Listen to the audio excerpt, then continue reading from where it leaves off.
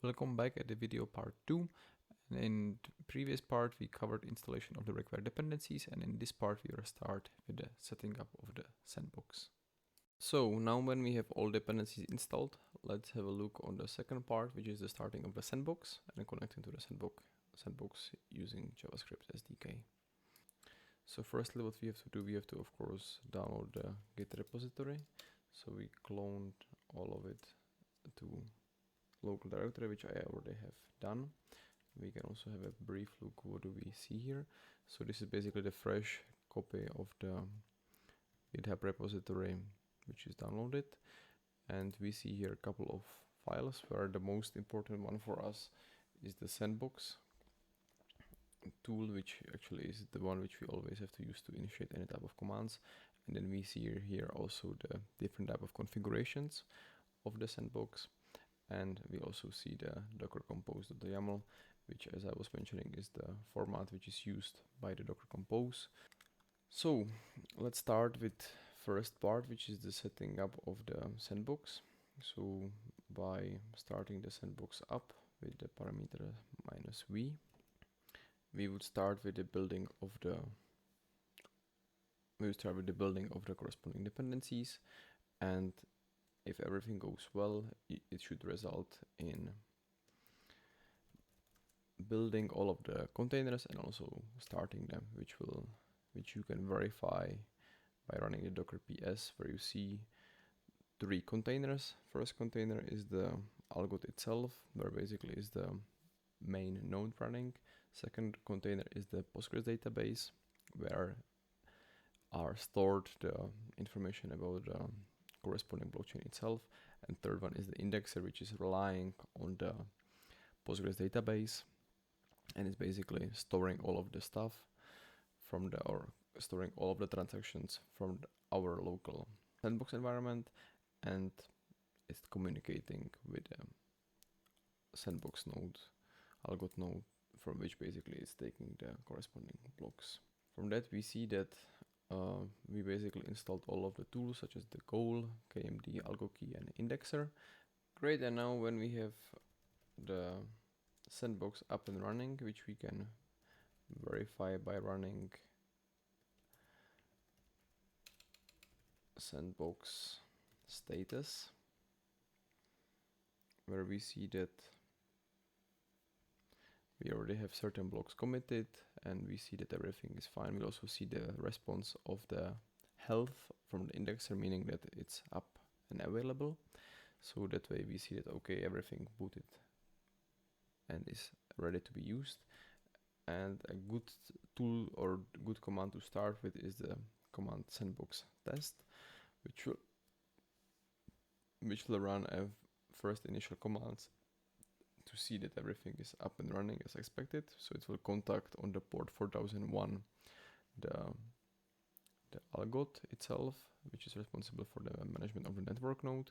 It will also contact the KMD on this port to check that all of the wallets are available, and finally it will also contact the indexer on this port to see that everything is ready and in sync. Second part, which in case you for example are playing around and want to later on remove or reset basically and start with a fresh environment, is the command with the parameter reset, which will remove all of the containers and basically start it from the beginning and build them again. So in case you are playing around and something stops to work what was previously working, you can run this command. Next part, in case you just want to save your status, but you for example want to reboot your Pi and you want to make sure that everything is done correctly, so you can use the command down. Want to enter some of the containers and check what is happening, that you can use for example the command enter, and you can use the corresponding name of the containers, where as I mentioned we have the indexer, we have the Algot, and we have the indexer db. So with this we would enter the Algot container, where we can use still the same commands, and as you can see this is quite a familiar structure which we have seen in the previous tutorials when we were setting up the node, where we have all of the corresponding JSON files as well as other important config files of the corresponding node. And in case you want to just exit, you can just run Control D. Interesting part to how to know that we are actually running on the sandbox is when running the sandbox status. We see the Genesis ID is setnet on the version 1, and also the Genesis hash. And also to mention, Sandbox comes with already quite some predefined stuff. So as mentioned, it's having indexer, which we can directly use. But in addition, it also has already by default some predefined accounts, which will be especially important during the connection with the SDK. And how can we access them is basically by using good old familiar goal tool. So you can just basically directly navigate, and with running the sandbox and the goal, we have the full access to the goal dev tool, and we can basically do any commands as we know from previous setup. So to list the available accounts, we can just do goal account list, and we will see the predefined accounts which came already with the sandbox. So we see here that we have 3 accounts with 3, of course, public addresses. And in case we want to do some initial transactions, we can use those accounts. And especially important part, in case we want to, for example, use them in a SDK, we need to know, for example, their passphrase in order to be able to successfully sign some transactions, for example. And of course, for that we know already from previous time, we know the command parameter -a, and then we specify the corresponding address. To also mention, so during the initialization of the sandbox, these accounts are always changed. So keep it in mind that, for example, in case you have your SDK up and running, then you stop or tear down even completely your sandbox environment, and you want to later on start it again, you will have to always update it accordingly to the new generated accounts. And the next part of you are also interested in, which was already seen previously, we here see different type of configurations, where currently we are running on the, of course, on the release version of the sandbox. And we also see that actually Sandbox itself is currently basically running and forming own private network, but we can also connect our sandbox to the different testnets, which could be done during specifying the sandbox app. We can then specify the corresponding config with testnet with the parameter -v to actually have it in the verbose mode to see what is happening. And by default, the sandbox would also include the fast catch-up to the network. To start the development using the sandbox, I prepared also a short demo file called firsttransaction.js. So we can also have a look what is happening in this file. So it's very simple stuff, for which, as mentioned, we need as a prerequisite the Algorand SDK in this sense for the JavaScript. And as you remember from the previous time where we wanted to connect to our node for a certain purpose, using also the JavaScript SDK, we had to specify the token, the server, and the port. And there is a very unique part here for the sandbox, that the token has this format of basically full A's, and we have to specify the port, which in this case is the 4001. And of course, since we are doing everything on the local host, we specify the server as a local host. And what else do we do in this demo? So we basically have a couple of functions, where the first function is to check the account status. Second function, in case for which we don't use, since we are currently running on the sandbox private network, but in case you would like to join to the test network and you would like to create some additional accounts, you could do it by basically using this command create account.